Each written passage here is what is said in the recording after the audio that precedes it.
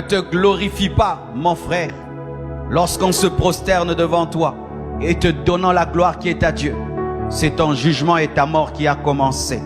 L'ange connaissait la chute de Lucifer, que Lucifer était tombé pour des choses comme celle-ci. Ce sont ces choses qui ont transformé Lucifer en Satan. Il a refusé.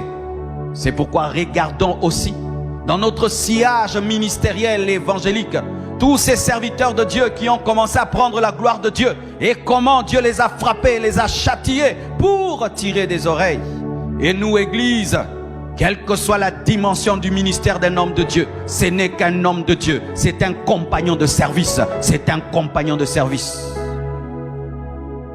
Quels que soient les miracles et les prodiges qui accompagnent un homme de Dieu, quelles que soient les révélations qui accompagnent son ministère, ce n'est qu'un compagnon de service.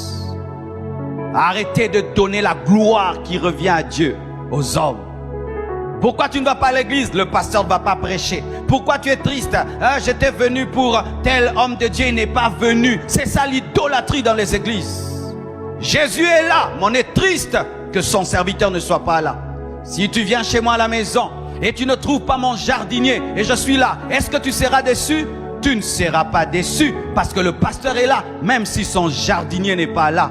Mais combien de fois nous venons à l'église, le pasteur a voyagé, le pasteur ne prêche plus, le pasteur est malade et nous sommes mal à l'aise alors que Jésus est là, de l'idolâtrie. Et les hommes de Dieu se plaisent à cela. Quand moi je ne suis pas là, l'église sèche.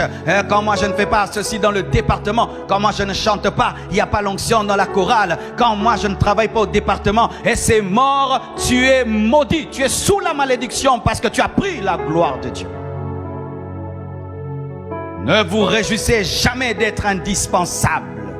Ne vous réjouissez jamais, jamais que les hommes commencent à vous regarder comme des dieux, alors que vous-même vous savez que vous êtes des hommes. L'ange n'a pas oublié qu'il était une créature.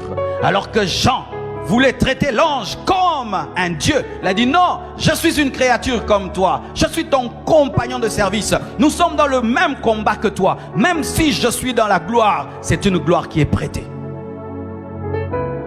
Que l'onction ne te trompe pas, mon frère. Que les miracles ne te trompent pas. Et chaque fois que les miracles veulent te tromper, rappelle-toi que tu étais un païen. Rappelle-toi que tu étais sans onction, sans puissance, et que tu pleurais devant Dieu. Tu gênais pour que Dieu te oigne. Combien les hommes oublient vite. Mais cet ange-là n'a pas oublié. Il a refusé de recevoir l'adoration d'un prophète, d'un serviteur de Dieu. Et c'est là encore, frère, nous pensons souvent que le culte de la personnalité ne provient que des personnes charnelles. Non, Jean était un homme spirituel. C'était le disciple le plus aimé de Jésus-Christ. Mais malgré cela, il est tombé dans le piège de l'idolâtrie. L'idolâtrie peut provenir des païens, l'idolâtrie peut provenir des hommes charnels, mais des fois même des personnes spirituelles. Des personnes spirituelles qui parlent en d'autres langues peuvent tomber aussi dans un culte de la personnalité. Combien de ministères aujourd'hui sont détruits parce que les fils spirituels qui sont très spirituels autour du pasteur commencent à remplir sa tête d'orgueil. Toi tu es terrible, toi tu enseignes plus que les autres, tu crains Dieu plus que les autres, ton ministère est plus excellent que les autres et ça te gonfle la tête au lieu de dire non, nous sommes comme tous les autres mais Dieu nous a fait grâce. Les anges servent Dieu dans la loyauté. Ils refusent de toucher à sa gloire. Ils gardent leur position. Ils servent Dieu dans la fidélité. Et Dieu veut que nous puissions servir sur la terre comme au ciel. Alléluia.